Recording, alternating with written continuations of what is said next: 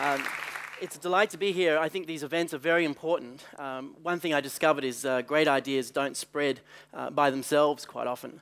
And they need a little help. Case in point being the rest of the world would all have wonderful Japanese toilets if great ideas spread on their own. So I think these events are very important. I spend my days doing something that I'm really excited about. I help leaders and managers in mostly large organizations make better decisions, be more reflective, stay cool under pressure, and most importantly, be better at kind of influencing others and collaborating with others. And you can imagine I am fairly busy. There's plenty of work to do there.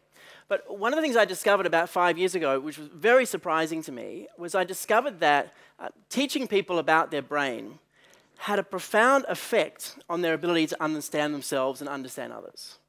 Teaching people about the brain made them far more effective at whatever they wanted to achieve. And I was very surprised by that. It wasn't where I kind of expected I would end up.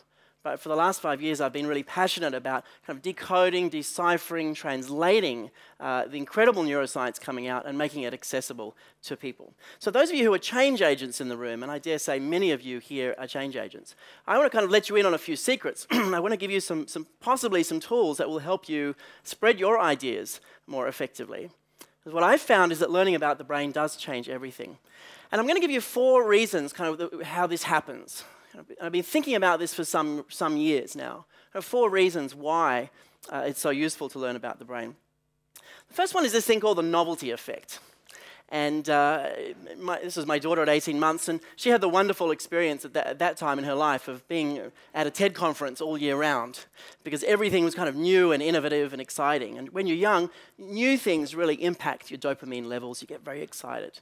When we're older, we don't see new things very often. But when you talk to leaders or teachers or government people or educators, anyone, from a brain perspective, you're giving them a novel perspective. Okay? And that novelty effect has quite an impact. It's kind of what Business Week focused on when they wrote about this field. They said it was kind of just a novelty effect. Actually, it's much more. But the novelty effect is very useful. It does get people's attention, and as I'll mention, attention does change the brain. So the novelty effect is powerful, but it is so much more than just a novelty effect. And I'll give you an example. If I tell you that the circuitry or network in the brain involved in kind of high-level strategic thinking, planning, decision-making, all of that, that network is very different to the network for understanding yourself and other people. If I tell you that those networks are inversely correlated, so when one is active, the other is deactive, you'll kind of get to see why people who spend their lives in their intellect often need a bit of work on the other side, because one circuit kind of becomes a bit, it kind of loses its connections there. So when I say that to you, it's kind of a new way of thinking about kind of why leaders need development, and it opens up new connections. So talking about the brain does give you a novelty effect, but it's something much more than that. The second reason I find the brain is very effective as a way of creating change is that when you're trying to get people to see something, basically the word see is the key. The tangible is so much easier to see. The tangible is something you can access in your mind. If I say see an elephant, you can see an elephant. If I say see cognitive dissonance, you go, what? But if I say see a region of the brain taking all the oxygen and glucose from all these other regions, and your prefrontal cortex suddenly has very little resources to do much, you can see that, right?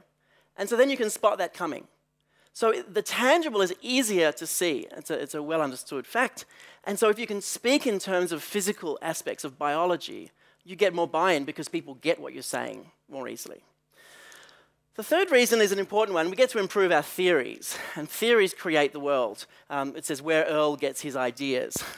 An executive having a shower to come up with ideas. Has anyone noticed that you have these great insights in the shower, these kind of big ideas? If you notice you have them maybe when you're swimming, doing laps, well, it's not the water. But many people make that false correlation and many other false correlations because we don't have the science to understand the theories.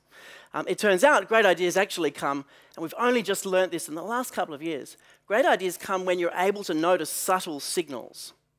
that things like happiness improve that and other things improve that, but it's being able to see subtle signals that actually facilitates great ideas from a brain perspective. So we get to improve our theories by getting in and studying the brain directly. And I'm going to give you some examples of some of the surprises that are coming out of the enormous body of neuroscience. And there are about 50,000 practicing neuroscientists right now, so it's an enormous field. One of the big surprises is how limited our attention is, and it comes back to how small and fragile the prefrontal cortex is. Some of you are probably noticing that now. You're thinking about lunch and other things and finding it hard to focus. Some of you are distracted trying to work out what my accent is. It's half American, half Australian, so just to confuse everyone. But our attention is very limited, and it's biological. And really, we do a very small amount of quality thinking per day, and we need to treat that as an asset. There's a huge amount of research in there, and quite surprising how limited it is.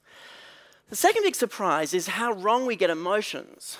Okay, and there's some cultural things here, but it seems to be fairly universal.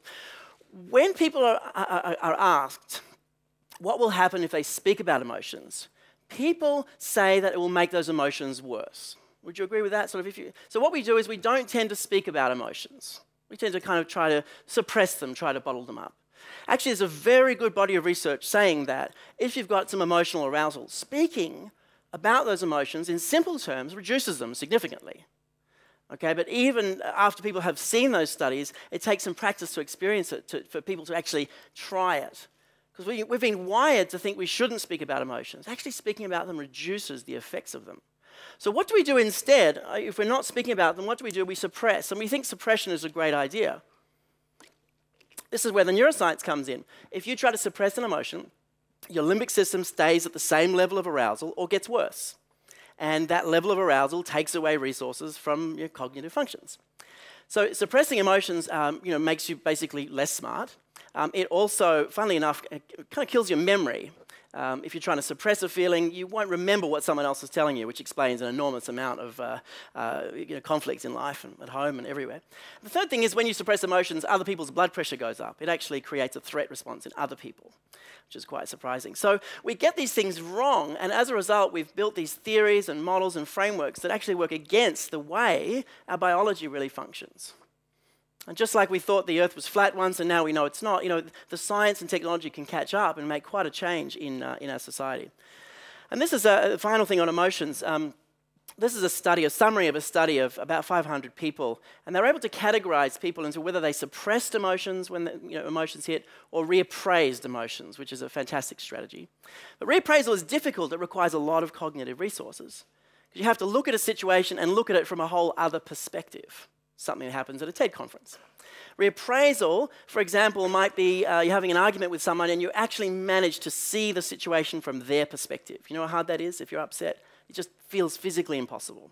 So we divided people into two groups, those who suppressed more, those who reappraised more. The people who suppressed more were dramatically below the average on all these factors. People who reappraised more were above. Now, here's one of the really interesting kickers. Most of the emotional situations we all deal with every day are internal. They're made up fears, anxieties, concerns. I thought about the fact of, do you have my right or wrong slides at least 30 times in the last, 24 hours. And it takes up, space. So these internal kind of threats, the more you know about your brain, the more you can say to yourself, oh, that's just my brain doing something crazy. And you become someone who actually reappraises much more about yourself. I was in Chicago last week talking to someone from a large organization, and she was kind of laughing at herself, and I caught her sort of laughing at her own experience, and she apologized. And I said, oh, no. Actually, that's wonderful. And some of the healthiest people are people who are able to observe and laugh at themselves. By the way, humor is one of the cheapest and most wonderful forms of reappraisal. It takes less resources. So we get emotions wrong. We don't speak about them. We try to suppress thinking that is the best thing to do. When it comes to working with other people, actually it has some surprising consequences. The third set of surprises is probably one of the most kind of significant. And it sort of links to some of the things Barry Schwartz was saying earlier, a very inspiring session. We've completely misunderstood how important the social world is. You know, that list of job descriptions. We don't see how social the brain is. Huge amounts of the brain are dedicated to social interaction because we don't survive without the social world for the first 10, 12 years of our life. So just like a wolf has incredible sense of smell, we have incredible sense of exactly what's going on in the social world. It's quite surprising. And what we're discovering about the social world is that it's as important as the physical world from the brain's perspective. So in the brain, if you sense there's a threat to your life, you'll react very intensely. But also if you sense a threat to, say, your status, okay, which is your perception in terms of other people, you'll also react as if your life is threatened, which is why when someone says to you, can I give you some feedback, we all go, oh my gosh, and the stomach starts, you know, how uncomfortable that is. And it explains the terrible challenges of performance reviews in organizations. So the brain is intensely social, and we only really can find that out by doing studies and putting studies together. And we see that the same brain network for feeling physical pain is used for feeling social pain. Here's a kind of quirky, unexpected outcome of that. If you're feeling ostracized and people are attacking you, take a Tylenol. The pain actually, social pain actually reduces. It's been studied in controlled studies. So the social pain, and these are 5 elements of social pain that I've been able to weave together. The social pain or social pleasures are actually the brain's own goals.